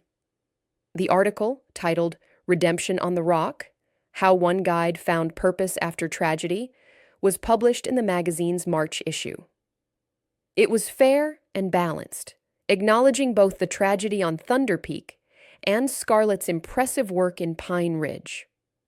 But more importantly, it included interviews with several prominent climbing experts who praised Scarlett's safety-focused approach. One of those experts was James Morrison, a legendary mountain guide who had trained Scarlett years ago. "Scarlett Hayes was one of the best guides I ever taught," James said in the article. The tragedy on Thunder Peak was exactly that. A tragedy, not a failure. The fact that she's channeling her experience into safety education shows incredible strength and commitment to the climbing community. We need more people like her, not fewer. After the article came out, the criticism largely disappeared. More importantly, Scarlett received invitations to speak at outdoor education conferences and to consult with other communities that wanted to start similar programs. Her work was being recognized not as a risky venture, but as a model for mountain safety education. But the greatest validation came from her students themselves. In June, the volunteer rescue team responded to a serious emergency. 2 climbers had fallen on a remote peak, with one suffering a head injury. The rescue was complex and dangerous, requiring technical rope work and swift decision-making. Scarlett led the operation, and her team performed flawlessly. The injured climber was evacuated safely and made a full recovery. After that rescue, Tom pulled Scarlett aside. "You know what I realized today?" he said. "When we were up there, in the middle of that dangerous situation, I wasn't scared. I was confident because I knew you had trained us well. You've built something really special here, Scarlett. You've created a team that saves lives." Those words meant more to Scarlett than any article or award ever could. December came again, bringing snow and cold. It had been 2 years since Scarlett had rescued Emma and David from Eagles Canyon. 2 years since she had put on her climbing gear for the first time in years and stepped back into the world she had left behind. She was not the same person she had been 2 years ago. That Scarlett had been broken, frightened, hiding from life. This Scarlett was whole. Not perfect, she still had hard days, still struggled sometimes with guilt and self-doubt, but she was living fully, using her gifts, making a difference. She was alive in all the ways that mattered. On December 15th, exactly 2 years after the rescue, Scarlett received an unexpected phone call. It was Emma. Scarlett? Hi, it's Emma. David and I are in Colorado for the holidays, and we wondered if we could come visit you in Pine Ridge tomorrow. Of course, Scarlett said, pleased. I'd love to see you both. Emma and David arrived the next afternoon, driving into town just as fresh snow began to fall. They had lunch at Mountain Brew Café, and Scarlett was struck by how much they had changed. They were more mature, more confident, but also more humble. They had learned from their mistakes. We've been climbing regularly, David told her, showing her pictures on his phone. But we're careful now. We take courses, we check conditions, we don't take unnecessary risks. You taught us that. You've inspired us in other ways, too, Emma added. We've started volunteering with a climbing program for underprivileged kids in our city. Teaching them climbing skills and outdoor safety. We figured you saved our lives, so we should use those lives to help others. Scarlett felt tears prick her eyes. That's wonderful. Really wonderful. After lunch, Emma and David asked if they could see Eagles Canyon again. We want to face it, Emma explained. Not to climb it. It's winter and we're not ready for that route yet. But just to see it, to remember, to acknowledge what happened there. The three of them drove out to the canyon. They hiked to the base of the wall where the rescue had taken place. The canyon was beautiful in winter, the rock face striped with snow and ice, icicles hanging like crystal chandeliers from the overhangs. They stood there in silence for a while, each lost in their own thoughts. Finally, David spoke. Thank you, Scarlett. Not just for saving our lives that day, but for showing us what real courage looks like. Courage isn't about being fearless. It's about being afraid and doing the right thing anyway. You were terrified that day. We could see it, but you came for us anyway. That's something we'll never forget. You taught us something else too, Emma said.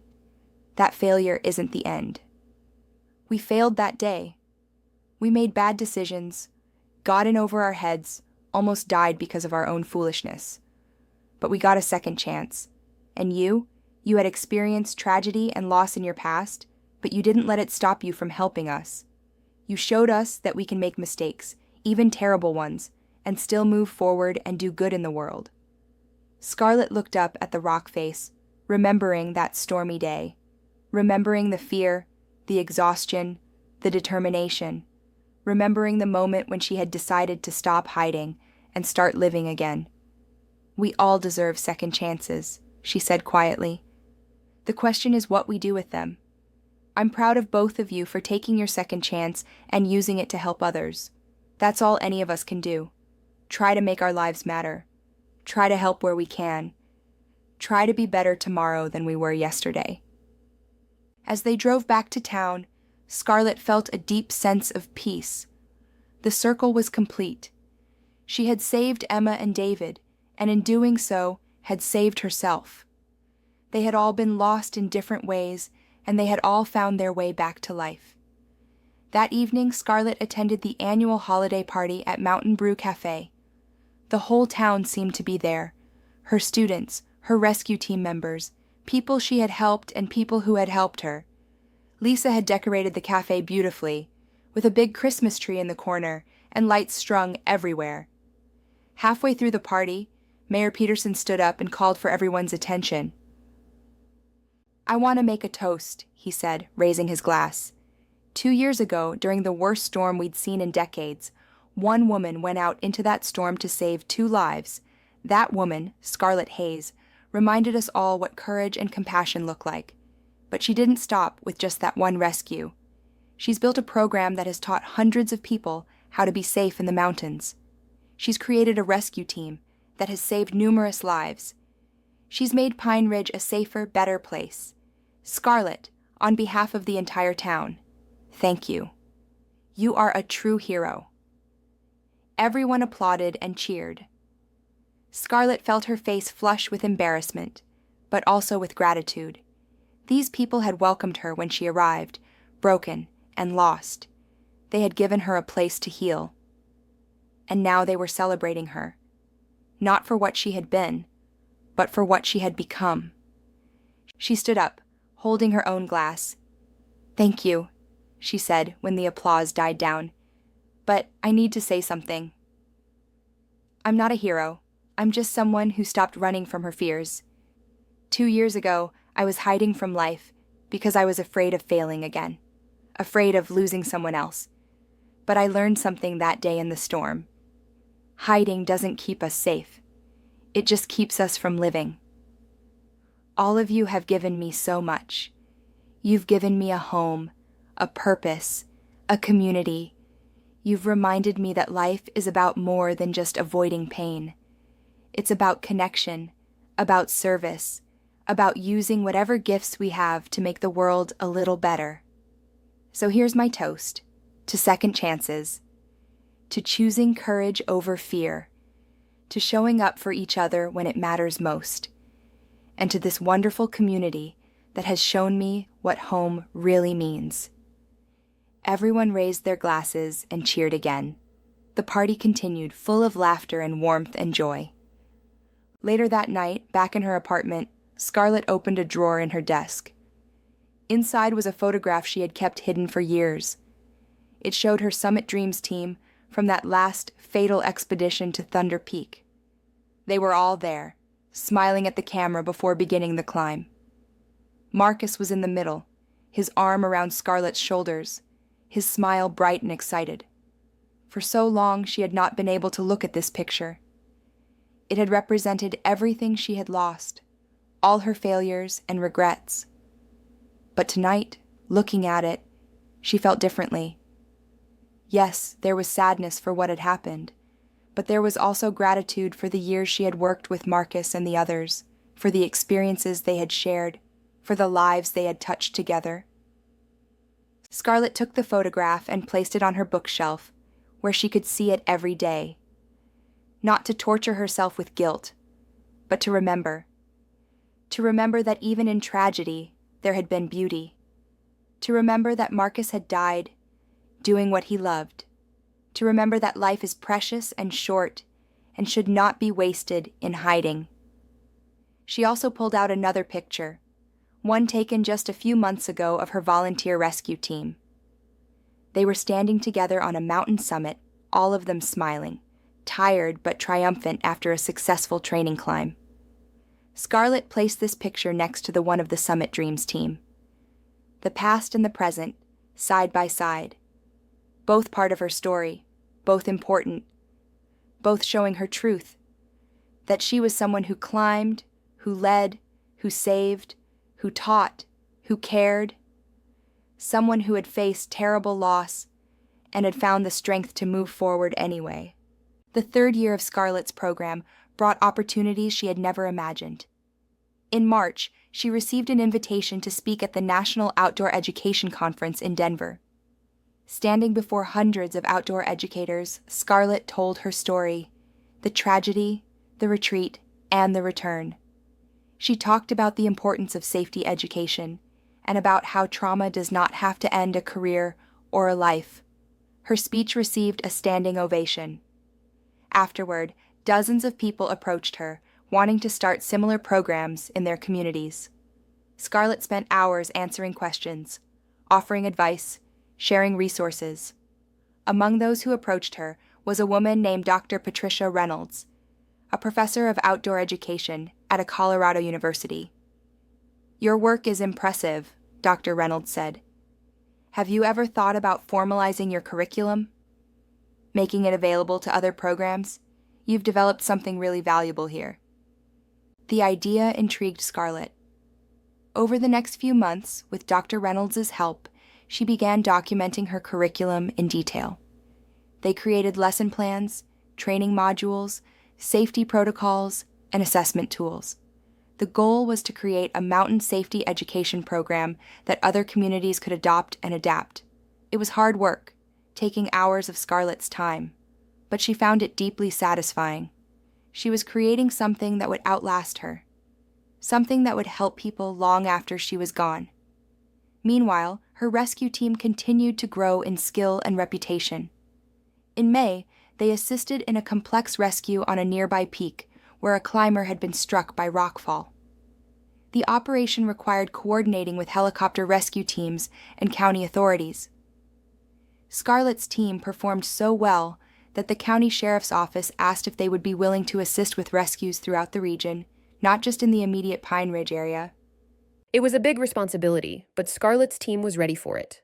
They voted unanimously to accept the expanded role. It meant more training, more commitment, but also more opportunities to help people. One warm evening in June, Scarlett was sitting on her apartment balcony, enjoying the sunset, when her phone rang. It was Rebecca, her old teammate from Summit Dreams. "Scarlett, I have a favor to ask," Rebecca said. "A big one. What is it?" "I'm organizing a memorial climb for Marcus. It's been 5 years since the accident, and his family wants to do something to honor him. We're planning to climb Thunder Peak, not the same route where he died, but a different one, safer. They want you to be part of it. Actually, they specifically asked if you would lead the climb." Scarlett's breath caught. Thunder Peak. She had not been back there since Marcus's death. The idea of returning filled her with mixed emotions, fear, sadness, but also a strange longing. "I don't know if I can," Scarlett said honestly. "I understand if you can't," Rebecca replied. "But I think it would mean a lot to Marcus's family. And maybe it would be good for you too. A chance to say goodbye properly, to honor his memory in a place that meant so much to him." Scarlett thought about it for a long moment. "Let me think about it. When is the climb planned?" "August 15th. That gives you 2 months to decide." After they hung up, Scarlett sat watching the mountains turn pink and gold in the sunset. Could she do it? Could she return to Thunder Peak, the place of her greatest failure and deepest pain? She thought about how far she had come in the past 3 years. She had climbed again. She had led rescues. She had taught hundreds of people. She had built a successful program. She had faced her fears over and over and had overcome them. But Thunder Peak was different. Thunder Peak was where it had all ended, where Marcus had died, where her old life had shattered. Going back there would be the ultimate test of her healing. Over the next few weeks, Scarlett wrestled with the decision. She talked about it with Dr. Chen, her therapist. She talked about it with Lisa and Maria. She thought about it during her morning runs and her evening climbs. And slowly, she came to a decision. She would do it. She would lead the memorial climb for Marcus. Not because she had to prove anything to anyone else, but because she needed to prove it to herself. She needed to return to that mountain and face what had happened there. She needed to say goodbye to Marcus properly, to honor his memory by doing what he loved, climbing a beautiful, challenging peak. She called Rebecca. "I'll do it. I'll lead the climb." Rebecca's voice was thick with emotion. "Thank you, Scarlett. This means so much to all of us." "There's one condition," Scarlett said. "We do this safely. We check every piece of equipment twice. We watch the weather closely. We turn back at the first sign of danger. Marcus died in an accident, but we don't take unnecessary risks to honor him. We honor him by being smart and careful." Absolutely. That's exactly what Marcus would want. The weeks leading up to the memorial climb were both exciting and terrifying for Scarlett. She trained hard, getting her body and mind ready for a serious high-altitude climb. She studied the route they would take, a different one from the fatal climb, but still technically demanding. She checked and double-checked all her equipment. The climbing team would consist of 8 people: Scarlett, Rebecca, 2 other members of the original Summit Dreams team, Jake and Tom, Marcus's younger brother Daniel, who was an experienced climber, and 3 of Marcus's closest friends. Scarlett knew she was responsible not just for getting them to the summit, but for keeping them all safe. The weight of that responsibility was heavy, but she was ready for it. On August 13th, the team gathered in Boulder and drove together to the trailhead at the base of Thunder Peak. The drive took several hours, and as they got closer to the mountain, Scarlett felt her anxiety growing. But she breathed deeply, using the techniques Dr. Chen had taught her, and stayed calm. They hiked to base camp that afternoon, setting up their tents in a beautiful meadow at about 11,000 feet. The next day would be for acclimatization and equipment checks. The climb itself would happen on August 15th, the anniversary of Marcus's death. That evening, as they sat around the campfire, Marcus's brother Daniel shared memories of his brother. Others joined in, telling stories about Marcus, his sense of humor, his passion for climbing, his kindness. Scarlett listened, smiling at some stories, feeling tears at others. "Marcus talked about you all the time," Daniel said to Scarlett. "He said you were the best guide he'd ever climbed with. He trusted you completely. I want you to know that our family never blamed you for what happened. It was an accident, a terrible accident, but not your fault." "Thank you," Scarlett said quietly. "I blamed myself for a long time. I'm learning to let that go." Rebecca reached over and squeezed Scarlett's hand. "We all miss him, but he wouldn't want us to stop climbing. He loved the mountains too much for that." The next day was spent preparing. Scarlett went over the route plan with everyone, explaining each section, identifying potential hazards, establishing safety protocols. They checked everyone's equipment thoroughly. They discussed emergency procedures. Scarlett was meticulous, leaving nothing to chance. That night, Scarlett barely slept. She lay in her tent, staring up at the ceiling, thinking about tomorrow. She would be climbing Thunder Peak again, the mountain where Marcus had died. She would be leading a team up a serious route. Everything she had been afraid of for 5 years would be tested tomorrow. But alongside the fear was something else. Readiness. She was ready for this. She had the skills, the experience, the judgment, and more importantly, she had made peace with her past.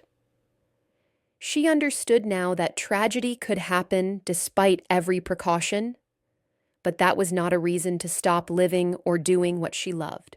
She thought of Marcus, and for the first time, she imagined him not as he had been in those final terrible moments, but as he had been at his best, laughing, excited, passionate about climbing and life. She hoped that somewhere, somehow, he knew that she had found her way back to the mountains, that she was still climbing, still living, still honoring the love of the wild places they had shared. Dawn came cold and clear. The weather forecast was perfect. No wind, clear skies, stable conditions.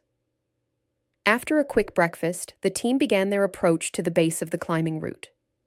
Standing at the bottom, looking up at the rock face rising above them, Scarlett took a deep breath. This was it, the moment of truth. Could she do this? She looked at her team. They were all looking at her with trust and confidence. They believed in her. And she realized with sudden clarity that she believed in herself too. "Okay," she said, her voice clear and strong. "Let's climb. Let's climb for Marcus, and for all of us, and for the love of these beautiful mountains. Stay focused, stay safe, and let's make this a day to remember." The climb began. Scarlett led, moving carefully and confidently up the rock.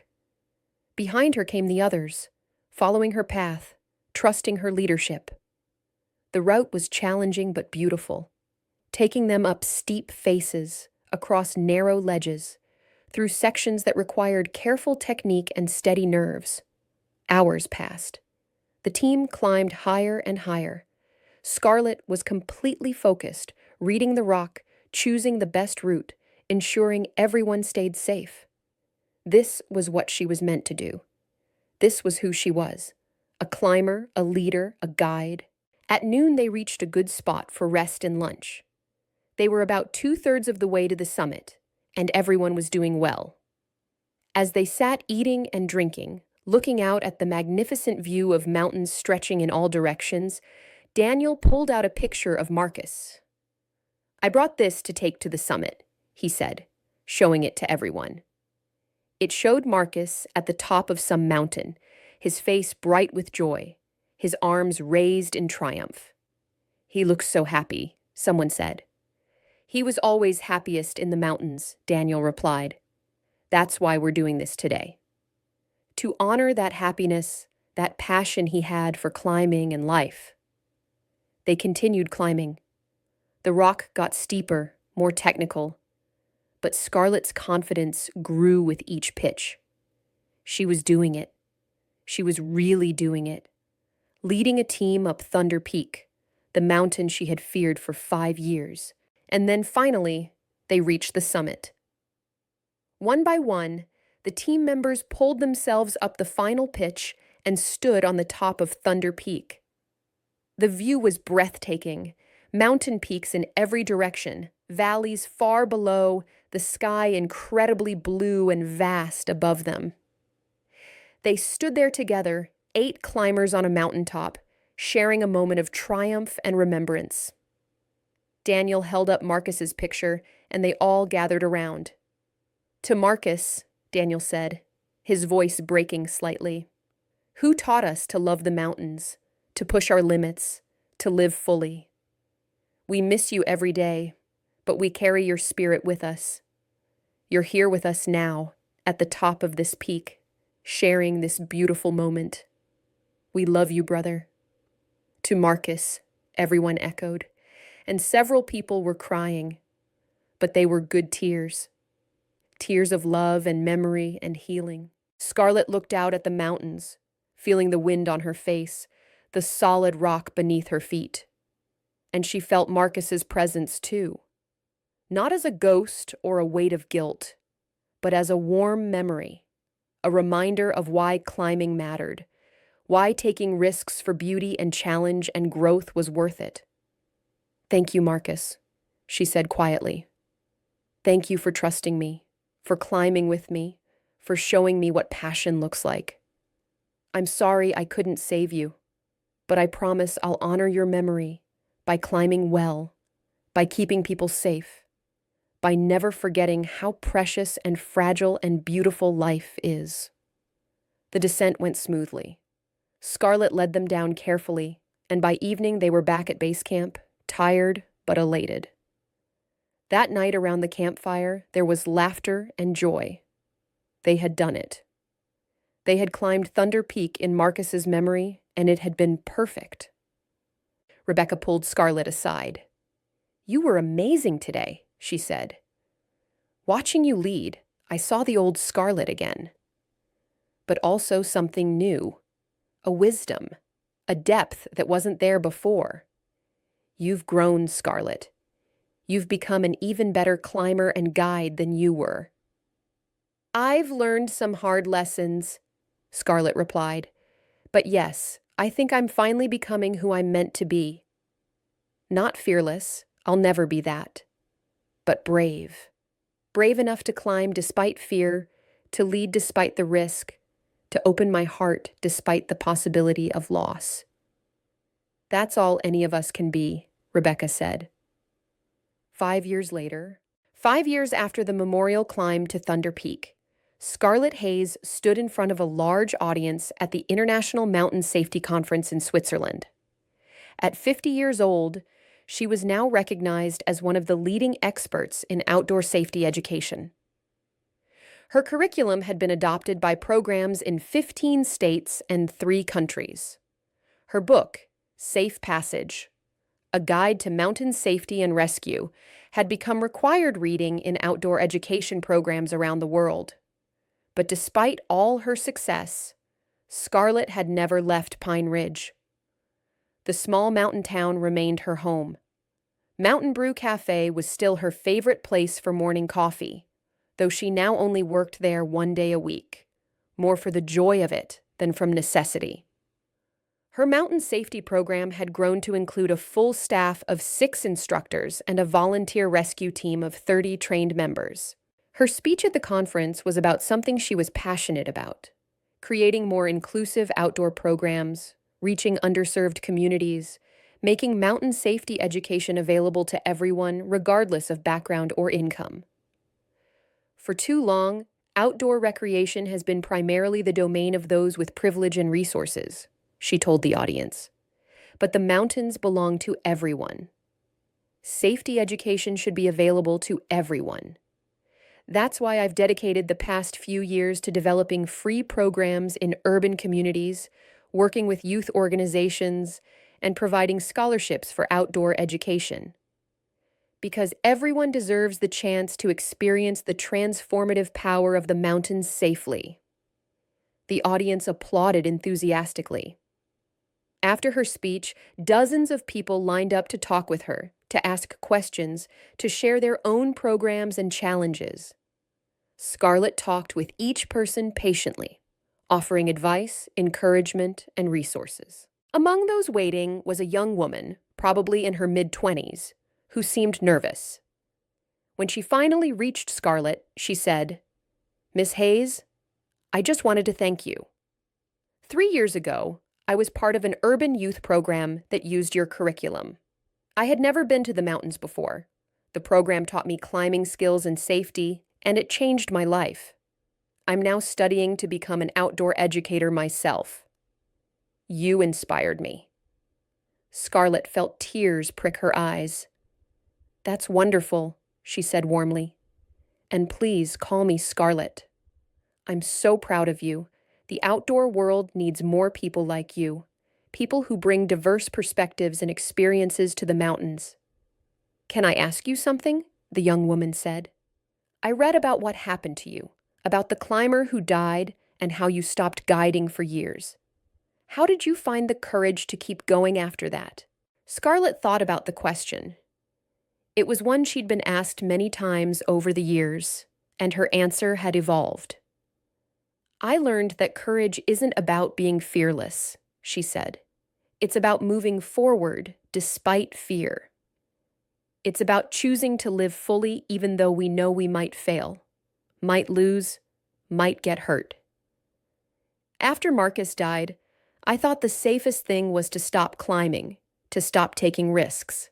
But I was wrong. The safest thing would have been to keep climbing, but smarter, more carefully, with more wisdom. Safety doesn't come from avoiding life. It comes from engaging with life thoughtfully and prepared. I also learned that we honor those we've lost not by giving up, but by continuing their legacy. Marcus loved climbing. The best way I can honor his memory is to keep the mountains safe for others, to teach people to climb well and carefully, to make sure his death wasn't meaningless. The young woman nodded, wiping away tears. "Thank you. That helps me. I lost my father last year in a hiking accident, and I've been struggling with whether I should keep pursuing outdoor education. But I think you're right. He would want me to continue." "I'm sure he would," Scarlett said gently. "And I bet he'd be very proud of you." That evening, Scarlett had dinner with Rebecca and several other old friends from the climbing community. They reminisced about old climbs, shared stories about mutual friends, and talked about the future of outdoor education. "You know," Rebecca said, raising her glass, "I want to make a toast. To Scarlett Hayes, who showed us all that sometimes the bravest thing you can do is start over, who turned tragedy into purpose, fear into action, and loss into legacy. Scarlett, you inspire us all." "To Scarlett," everyone echoed. Scarlett smiled, feeling grateful and content. Her life had not turned out the way she had planned all those years ago when she first started Summit Dreams. It had been harder, more painful, more complicated than she could have imagined. But it had also been richer, deeper, more meaningful. She had lost Marcus, and that loss would always be a tender place in her heart. But she had also saved Emma and David, and dozens of others through her rescue team. She had taught thousands of people to be safer in the mountains. She had built a program that would continue long after she was gone. She had turned her personal tragedy into something that helped others. Was it worth it? The pain, the fear, the long journey back to herself? Yes, absolutely yes. Because through it all, she had discovered who she really was. Not someone who never failed, never felt fear, never experienced loss, but someone who failed and got back up. Someone who felt fear and moved forward anyway. Someone who experienced loss and chose to love and risk again. That was courage. That was strength. That was life. Later that night, back in her hotel room, Scarlett opened her laptop to check emails. Among them was one from Emma and David. They sent her an update every few months, keeping her informed about their lives. This email included a picture of them on a mountain summit, holding a sign that read, "Scarlett Hayes, our hero forever." The email said, "Dear Scarlett, we're sending this from the summit of Mount Rainier. Remember when you told us that if we trained properly and climbed responsibly, we could achieve amazing things? You were right. This climb was challenging, but we were ready for it.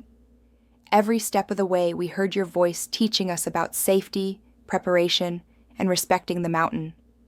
Thank you for giving us not just our lives back, but showing us how to live them well. With love and gratitude, Emma and David." Scarlett smiled and saved the email in a folder with hundreds of others like it. Messages from students, rescue team members, fellow educators, and people whose lives she had touched over the years. These messages were her true reward, the evidence that her life mattered, that her choices had made a difference. She closed her laptop and walked to the window. In the distance, she could see the Swiss Alps, their peaks glowing in the moonlight. Beautiful, powerful, dangerous, and absolutely worth every risk. Tomorrow she would fly home to Pine Ridge, to her small town tucked in its valley, to her students and her rescue team and her life. It was a good life, not perfect, but real. A life built on purpose, service, and the decision she had made 8 years ago on a snowy December day, the decision to stop hiding and start climbing again. Scarlett picked up her phone and took a photo of the moonlit Alps. She sent it to her rescue team group chat with a simple message, "Missing the Colorado mountains. See you all next week for training. Stay safe." Within minutes, responses flooded in. Heart emojis from Maria, a joke about Swiss chocolate from Tom, a reminder about an upcoming rescue drill from Sarah. These people were her family now, her community, her purpose. Before bed, Scarlett did one more thing. She opened the Notes app on her phone and wrote a few lines, something she did whenever she felt grateful, whenever she wanted to remember an important moment.